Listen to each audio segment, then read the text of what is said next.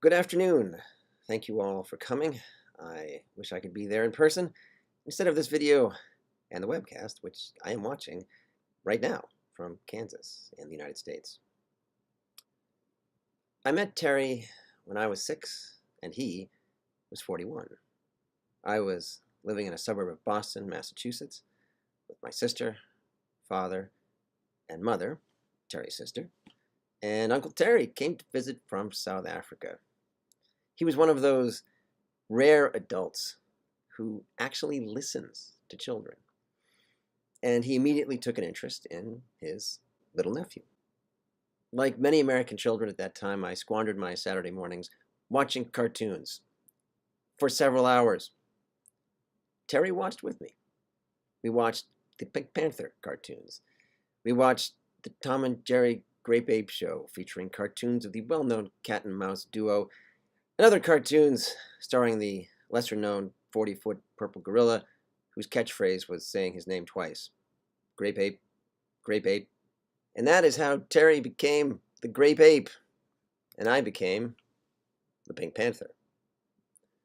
Whenever Terry traveled, he would send me a postcard, and each postcard would begin, Dear Pink. And he would tell me what he and his wife Pat had seen in Paris or London or Durban. And then he would sign the postcard, Your Pal, Grape. I, in turn, would send him postcards that began, Dear Grape, and I would sign them, Your Pal, Pink. During the next 44 years, we saw each other irregularly, living as we did on different continents, and we wrote irregularly, being busy, as people are. But for two people separated by a generation and a continent, we seem to be on the same wavelength. We both love music and film, and both actually remember the names of the musicians on the record and the actors in the movie, which is something that always amazed my mother. Terry and I also both would see the humor in life. My mother always said how much I reminded her of him and how she wished Terry and I could have spent more time together. So do I.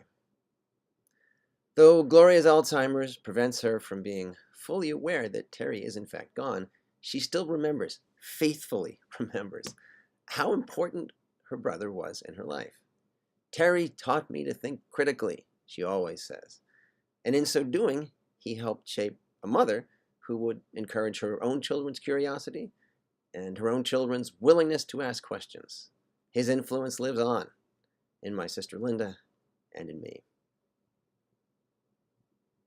His influence and perhaps some sort of genetic affinity, because I also share Terry's healthy skepticism towards certain rules, and I share his fondness for hats, though perhaps not the same hats. And like him, I am a childless adult quite at ease among children. Terry is the relative who most reminds me of me, which makes his passing hard. Well, I'll conclude with a brief postcard to Terry. Dear Grape, I've been thinking lately of Adrian Mitchell's two-line poem, Goodbye. He breathed in air, he breathed out light. Charlie Parker was my delight. I've also been thinking that when I am blue, I'll think of you and put on Parker's Mood. Because it's hard to be blue when listening to Bird and thinking of you. So long, Terry, and thank you for all the delight. Your pal,